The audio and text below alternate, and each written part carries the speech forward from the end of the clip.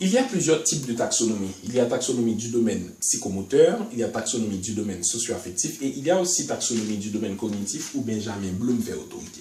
Selon Benjamin Bloom, l'apprentissage passe par le niveau de la connaissance, à la compréhension, à l'application, à l'analyse, à la synthèse et à l'évaluation, d'où le sens de la flèche. Ça part du plus bas niveau vers le plus haut niveau. Quand on est au niveau de la connaissance, ça fait référence à la mémoire.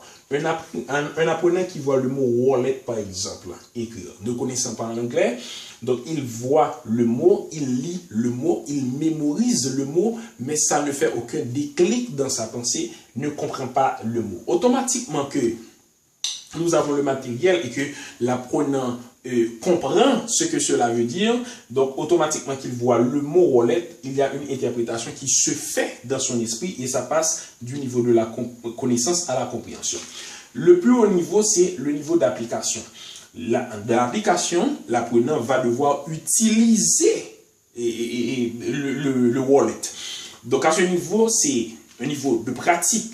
Il va devoir insérer soit de l'argent, des cartes d'identité, etc. Le plus haut niveau de l'application, c'est l'analyse. À ce niveau, l'apprenant commence par questionner le matériel. Il réfléchit sur ce matériel. Pourquoi c'est ainsi? Pourquoi c'est pas de telle autre manière, etc.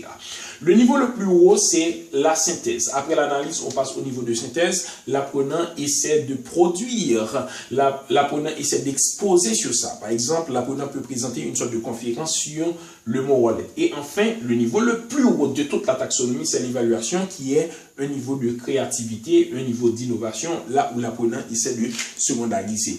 Est-ce pourquoi il y a de nos jours des wallets ou bien des bourses qui sont dans des sacs à dos et il y en a plusieurs types. Ça, c'est de l'invention. Selon Bloom, l'apprentissage passe par tous ces niveaux jusqu'au niveau le plus haut. Et à chaque fois qu'on est dans un niveau haut, ça englobe les niveaux les plus bas. Comment ça fonctionne? Ça fonctionne littéralement par le choix des verbes qu'on va devoir utiliser pour élaborer les objectifs spécifiques d'apprentissage. Donc, quand on est en connaissance, on fait référence à des verbes de mémoire, à la compréhension des verbes d'explication, d'interprétation, à l'application des verbes d'utilisation pratique, et au niveau d'analyse, on utilise des verbes de réflexion, au niveau de la synthèse des verbes de production, et au niveau d'évaluation des verbes d'innovation ou de secondarisation. Selon lui, l'apprentissage est un processus qui va du plus bas niveau vers le plus haut niveau dans le choix de verbes, comme nous le disons tantôt.